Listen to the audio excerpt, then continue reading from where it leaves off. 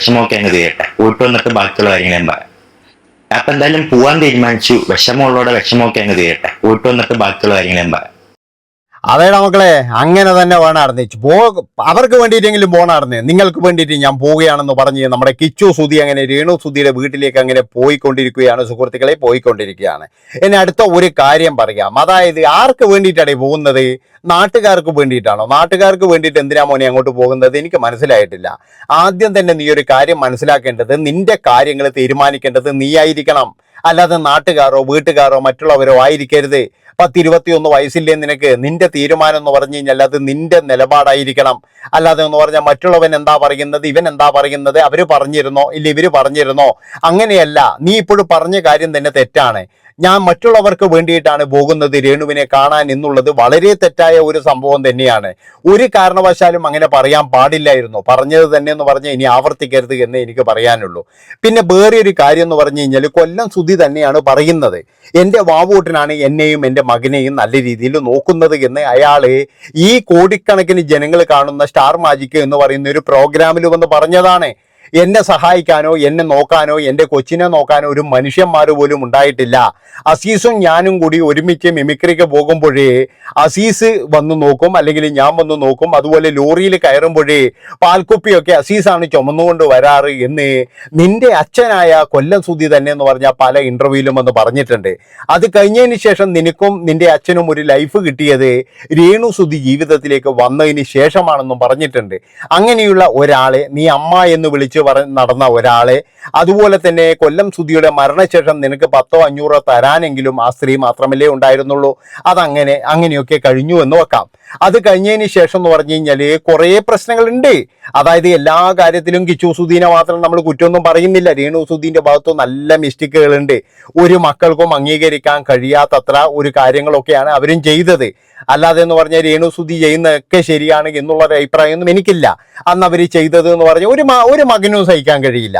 10-22 വയസ്സായ ഒരു മകന് അവരുടെ ആ ഒരു പലതരത്തിലുള്ള ഡബിൾ മീനിങ്ങുകളും അതുപോലെ തന്നെ അവരുടെ അഭിനയ കുലപതി ചേഷ്ടകളും ഇതൊന്നും എന്ന് പറഞ്ഞു കഴിഞ്ഞാൽ അംഗീകരിക്കാൻ കഴിയാത്തതാണ്. ഇവിടെ പല സ്ത്രീകളെന്ന് പറഞ്ഞു കഴിഞ്ഞാൽ എന്തുകൊണ്ടാണ് വഴിതെറ്റി പോകാതിരിക്കുന്നത്? അതായത് അവർക്ക് വേണമെങ്കിൽ എന്ന് പറഞ്ഞു കഴിഞ്ഞാൽ പുറത്തുപോയി കാണിച്ച നല്ല പൈസ ഉണ്ടാക്കാം.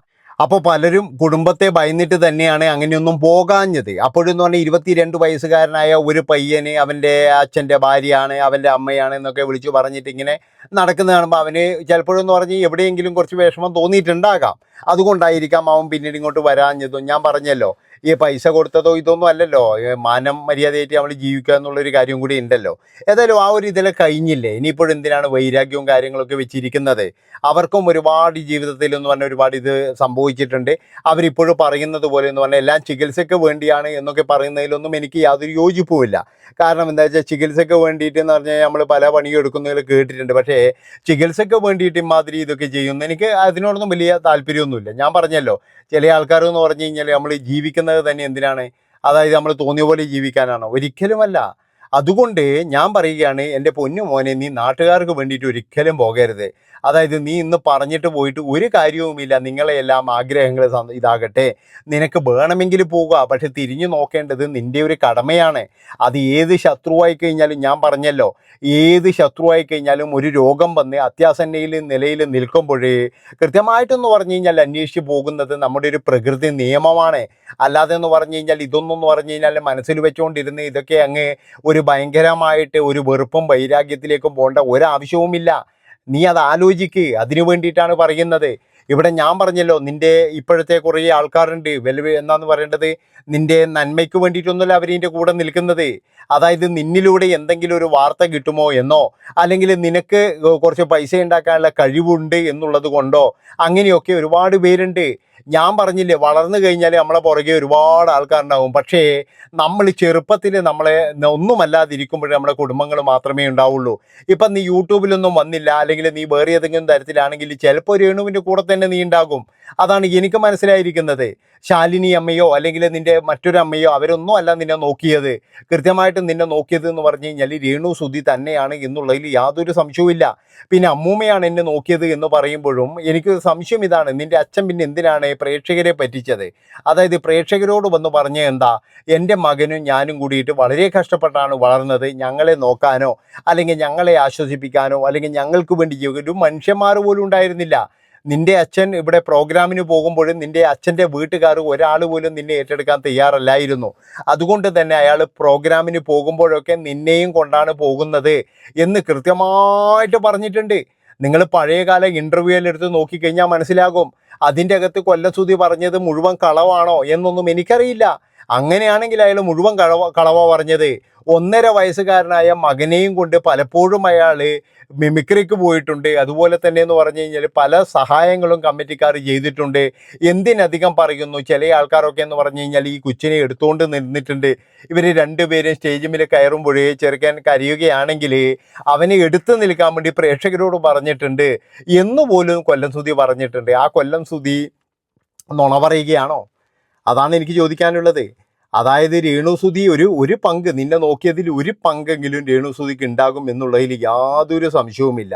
അത് ഉറപ്പുള്ള കാര്യം തന്നെയാണ്. പിന്നെ ഇപ്പം ഞാൻ പറഞ്ഞല്ലോ, ഒരുപാട് ആൾക്കാർ കൂടെയുണ്ട്, ഒരുപാട് ടീമുകൾ, അവർക്കൊക്കെ എന്ന് പറഞ്ഞാൽ രേണുവിനോട് നല്ല രീതിയിലുള്ള വൈരാഗ്യവും കാര്യങ്ങളൊക്കെ ഉണ്ട്. ഇനി എന്തൊക്കെ പറഞ്ഞു കഴിഞ്ഞാൽ രേണുവിന് ഈ അസുഖം ഉള്ളത് കൊണ്ട് മാത്രമാണ് അവരൊക്കെ മിണ്ടാതിരിക്കുന്നത്. ഇല്ലെങ്കിൽ അവരൊക്കെ എന്ന് പറഞ്ഞു കഴിഞ്ഞാൽ എടുത്തിട്ട് അലക്കും. അതാണ്, അതുകൊണ്ട് പറയുന്നതാണ്. നീ ഇന്ന് ഇട്ട ഒരു വീഡിയോ കണ്ടപ്പോഴും ഞാൻ ഞെട്ടിപ്പോയി. നീ പറയുന്നത് വളരെയധികം മോശമായ കാര്യമാണ്. അതായത് നിന്റെ കുടുംബമാണ്, അതാണ് നീ മനസ്സിലാക്കേണ്ടത്. നീ ഇപ്പോൾ റിതപ്പ എന്നൊക്കെ പറഞ്ഞ് പോകുന്നുണ്ടല്ലോ, ആ പോകുന്നതിൽ എന്തെങ്കിലും ഒരു സത്യം ഉണ്ടെങ്കിൽ നീ കൃത്യമായിട്ടെന്ന് പറഞ്ഞു കഴിഞ്ഞാൽ വീഡിയോ ഇടാതെ ആയിരുന്നു പോകേണ്ടത്. അതായത് നിന്റെ അനുജൻ റിതപ്പനെയും കൂട്ടിയിട്ട് നീ പല സ്ഥലങ്ങളിലും പോകുന്നത് ഞാൻ കണ്ടിട്ടുണ്ട്. അപ്പം അതൊക്കെ ഒറിജിനൽ സ്നേഹമാണെങ്കിൽ നീ എന്താ ചെയ്യേണ്ടതെന്ന് അറിയാം. കൃത്യമായിട്ടും എന്ന് പറഞ്ഞു കഴിഞ്ഞാൽ ആ ഒരു പിന്നെ എന്താ പറയുക, ആ സ്നേഹം ഉണ്ടെങ്കിൽ അതാണ് നീ ചെയ്യേണ്ടത്. പക്ഷെ നീ അതല്ല, നീ ഇപ്പം ചെയ്തതെന്താ അറിയാം, അതായത് നാട്ടുകാരെല്ലാം പറഞ്ഞതുകൊണ്ട് ഞാൻ പോകുന്നു എന്നുള്ള തരത്തിലാണ് നീ ഇപ്പോഴാക്കി തീർത്തിരിക്കുന്നത്. അത് വളരെ മോശമായ കാര്യം തന്നെയാണ്. ഒരു കാരണവശാലും ഈ കിച്ചു എന്ന് പറയുന്നവനെ നമുക്ക് ന്യായീകരിക്കാൻ കഴിയില്ല. ന്യായീകരിക്കുന്ന ആൾക്കാരുണ്ടാകും, നിങ്ങൾ ന്യായീകരിച്ചോളൂ. പക്ഷേ എനിക്ക് പേഴ്സണലായിട്ട് ന്യായീകരിക്കാൻ കഴിയില്ല.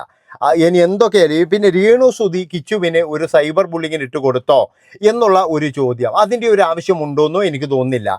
കാരണം രേണു അതുപോലെ തന്നെ ഈ ഒരു കിച്ചു എന്ന് പറയുന്ന പയ്യൻ, ഇവർ രണ്ടുപേരും എന്ന് പറഞ്ഞു കഴിഞ്ഞാൽ ഒരമ്മയും മകനുമാണ്. അതുപോലെ തന്നെ അവർ തമ്മിൽ എന്ന് പറഞ്ഞു കഴിഞ്ഞാൽ പണ്ട് ചെറുപ്പത്തിലും ഒരുപാട് പണങ്ങിയിട്ടുണ്ടാകും, പിന്നെ ഭക്ഷണം കൊടുക്കുമ്പോഴും ചിലപ്പോൾ പണങ്ങിയിട്ടുണ്ടാകും. അങ്ങനെ പലതരത്തിലും അവർ അങ്ങോട്ടും ഇങ്ങോട്ടും ദേഷ്യവും കാര്യങ്ങളൊക്കെ ഉണ്ടാകും. അപ്പോൾ ഒരമ്മ എന്നെ കാണാൻ വന്നില്ലല്ലോ എന്ന് പറഞ്ഞു കഴിഞ്ഞാൽ അതൊരു സൈബർ ബുള്ളിങ്ങോ അല്ലെങ്കിൽ ആ ചെറുക്കനെ ഇല്ലാതാക്കാനോ ഒന്നുമല്ല. അത് അവരുടെ മനസ്സിൻ്റെ വിഷമം, അവരുടെ മനസ്സിൻ്റെ ദണ്ണം. അതായത് തനിക്ക് എന്തെങ്കിലും സംഭവിച്ചു പോയി കഴിഞ്ഞാലും അവന് ജ്യേഷ്ഠൻ എന്ന് പറയുന്ന ഒരാൾ ഉണ്ടാവുമല്ലോ എന്നുള്ളൊരു മനസ്സമാധാനം അവർക്കുണ്ടാകും. ഇപ്പം അവരെ വീട്ടിലെ എല്ലാവരും ഋതപ്പനെ അങ്ങനെ മര്യാദയ്ക്ക് നോക്കണമെന്നില്ല. ചിലപ്പോൾ കൊല്ലം സുധിയുടെ മകൻ എന്ന നിലയിൽ കിച്ചു നല്ല രീതിയിൽ നോക്കുന്നുണ്ടാകും. അതാണ് എനിക്ക് തോന്നിയിട്ടുള്ളത്. അതുകൊണ്ട് മോനെ, ഒരു കാര്യം നീ ചെയ്യാൻ, നിനക്ക് വേണമെങ്കിൽ പോവാ, ഇല്ലെങ്കിൽ പോകാതിരിക്കുക. ആരും നിർബന്ധിക്കുന്നൊന്നുമില്ല. അത്രയേ ഉള്ളൂ. നന്ദി, നമസ്കാരം.